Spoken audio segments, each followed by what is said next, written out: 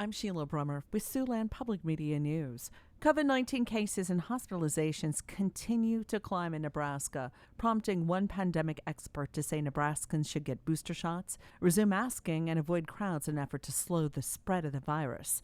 The state reported more than 4,000 new cases last week, up from 500 the week before. That's according to information from the CDC. Officials in Lincoln are requiring city employees to mask up once again when interacting with others after lifting the mandate back in February. An average of 176 people a day were hospitalized in Nebraska with COVID-19 as of Friday. That was up 5%. However, hospitalizations are still less than a third of levels seen when the Omicron variant peaked earlier this year. An eastern Iowa mayor and driver's education teacher who died in a crash involving a student has ties to western Iowa. Iowa State Patrol identified the victim of yesterday's crash as 71-year-old Gregory Mike Harder.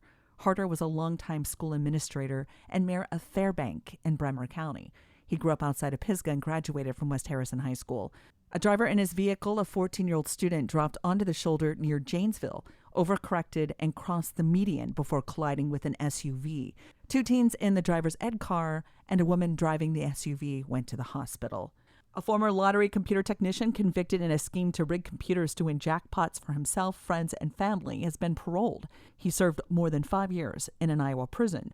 Online prison records show that 59-year-old Eddie Tipton was released from prison on Friday.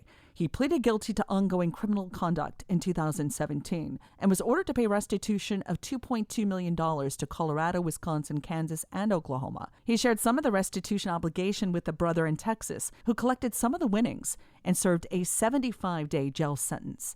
Tipton is suing the state of Iowa. He claims he was placed under duress to plead guilty. He says Iowa officials had no authority to charge him for restitution in other states. The latest Iowa crop and weather report from the USDA suggests that drought conditions will expand in northwest Iowa this week. The latest U.S. drought measurement indicated that Woodbury, Plymouth, and Cherokee counties were in extreme drought, and much of northwest Iowa was classified as severe or moderate drought. The state climatologist tells Radio Iowa while there were heavy rains in northeast Iowa last week, the remainder of the state was drier than normal, and the rainfall deficit is approaching an inch in many spots. The USDA rates 81% of Iowa's corn crop in good or excellent condition, while just over 3/4 of Iowa soybeans have a condition rating of good or excellent. And the National Weather Service says severe weather so far this year in South Dakota has been an anomaly. The Weather Service issued 561 severe thunderstorm warnings in the state as of July 5th. That's 131 more than 2007. That's when the previous record for that time frame was set. While there does appear to be an increasing trend in the number of severe thunderstorms, the National Weather Service says it's important to note that the way storms are predicted has become more precise and that the standards have changed over time. The state climatologist Laura Edwards says there's no distinct tie between severe weather in South Dakota and climate change.